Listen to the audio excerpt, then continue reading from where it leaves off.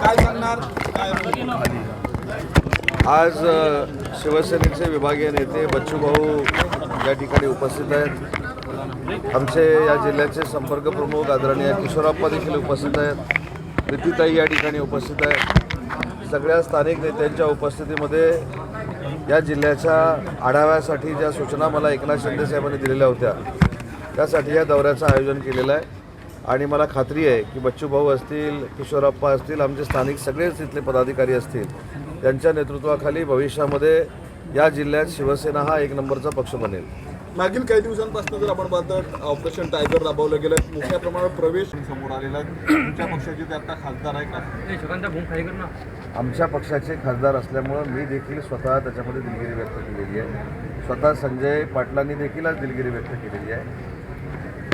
पण त्यांच्या जवळ जाऊन जर आपण त्यांचा अभ्यास केला तर ते एक फार दिलदार असं व्यक्तिमत्व आहे. परंतु त्यांच्यावर 15 दिवसामध्ये ज्या काही सिच्युएशन निर्माण झाल्या त्याच्यामुळं कदाचित कंट्रोल जाऊन त्यांच्याकडनं हे वक्तव्य झालेलं असावं. शिवसेना तशाची सहमत नाही, परंतु त्यांनी त्याच्यामध्ये दिलगिरी व्यक्त केल्यामुळं मला असं वाटतं की हा विषय आता आपल्याकडनं देखील थांबवावा ही माझी विनंती आहे. भाऊ, कांग्रेस नेता हुसैन दलवाई ने एक एनसीईआरटी पुस्तक पर बात किया है.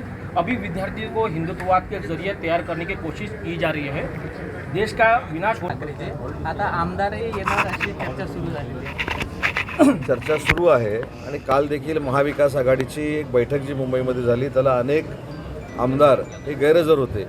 मला असं वाटतं की त्याच्यातनंच आपण भविष्याचा वेध घेऊ शकता. उद्धव ठाकरे आजपासून विदर्भाच्या दौऱ्यावर आहेत. जे खासदार सोडून गेले त्यांच्याच मतदारसंघात उद्धव ठाकरे आजपासून दौरा करतात. मी माननीय एकनाथ शिंदे साहेबांचं पहिलं विधानसभेतलं भाषण मी तुम्हाला आठवण करून देतो की साहेबांनी असं सांगितलं होतं की उठावामध्ये जे आमदार 40 आमदार आणि 10 अपक्ष आमदार जे आहेत त्याच्यामध्ये वाढ होईल आणि 200पेक्षा जास्त आमदार महायुतीचे हे महाराष्ट्रामध्ये निवडून येतील. आमचे 60 आमदार निवडून आले. त्याच्यामुळे 6 खासदारांना साहेब 100% त्यांच्या नेतृत्वामुळे निवडून आणतील याच्यामध्ये शंका असण्याचंच काही कारण नाही. त्याच्यामुळं कोणी किती फिरलं, खरं तर अगोदर फिरलं गेलं असतं तर याच्यातनं चांगला आउटपुट मिळाला असता. पण आता सगळंच गेल्यानंतर फिरून काय मिळणार आहे. त्याच्यामुळं मला असं वाटतं की महाविकास आघाडी ही पूर्ण खिळखिळी झालेली आहे. कोणालाही कोणाचा समन्वय राहिलेला नाही.